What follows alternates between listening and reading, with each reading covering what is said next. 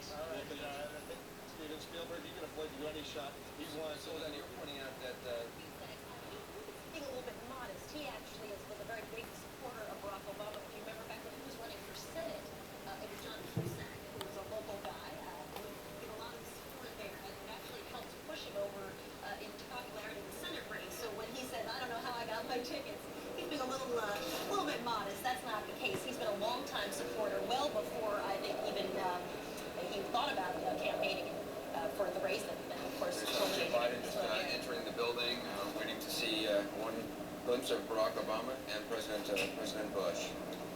And you know, I want to also let our viewers know that they were expecting really horrible weather here on this day. But if you take a shot of Anderson Cooper and Wolf Blitzer right now, you'll see we took off our overcoats. But there's the First Lady and the incoming First Lady. They're already there. They've gotten out of their limos and they're walking in.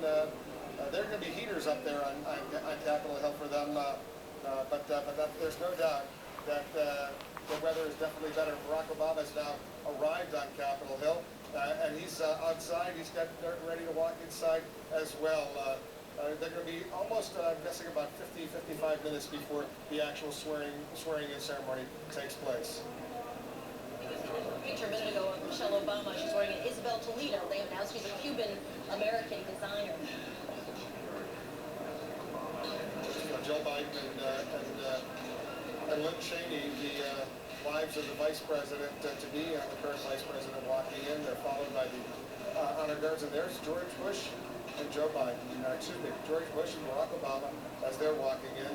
They're into the historic chambers. There was a roar going through the crowd. We were a few blocks away, and you could hear it from here. I assume that on the Jumbotron, they are seeing some of these pictures. They know that Barack Obama is very close to coming out on that platform. Once he does, that crowd will go crazy. Not only the people who are up front, you can actually see him, but those further behind, they'll see him on those huge screens that have been assembled on both sides of the National Mall, and they will be watching every step of the way.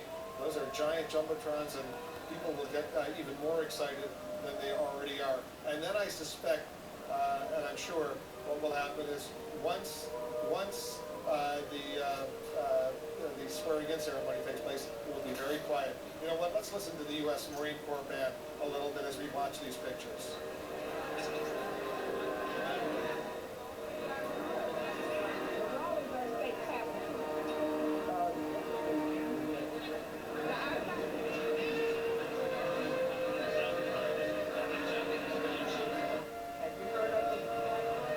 Ladies and gentlemen, the Chief Justice of the United States, the Honorable John G. Roberts, Jr., and the Associate Justices of the Supreme Court of the United States.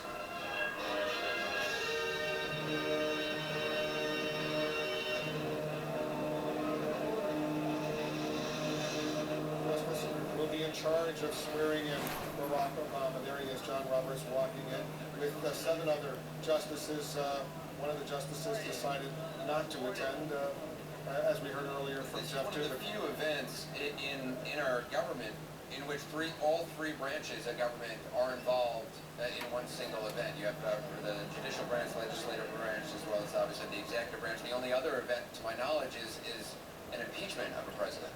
One session of when the president comes up to give a State of the Union, he then has the House, the Senate. But the Supreme Court doesn't have an active role. But it comes. No, it does not have an active role. This is the only event in which they all three have a role to play. That's right. And this journey from one end of Pennsylvania Avenue to the other is something that the president will do a lot in the upcoming 4 years. I keep thinking as I'm watching this today, there's so much joy attached to it, because recently when we've had processions in Washington for these black limousines, they've been funerals. Ronald Reagan and Gerald Ford, we lost both of them during these last few years, and this one has such a different feel about it because it is joyful and just celebratory. It's like fresh beginnings. Mr. William M. Daley, Ms. Penny Pritzker, Mr. John W. Rogers, Jr., Mr. Patrick G. Ryan, and Ms. Juliana Smoot, co-chairs of the 56th Presidential Inaugural Committee.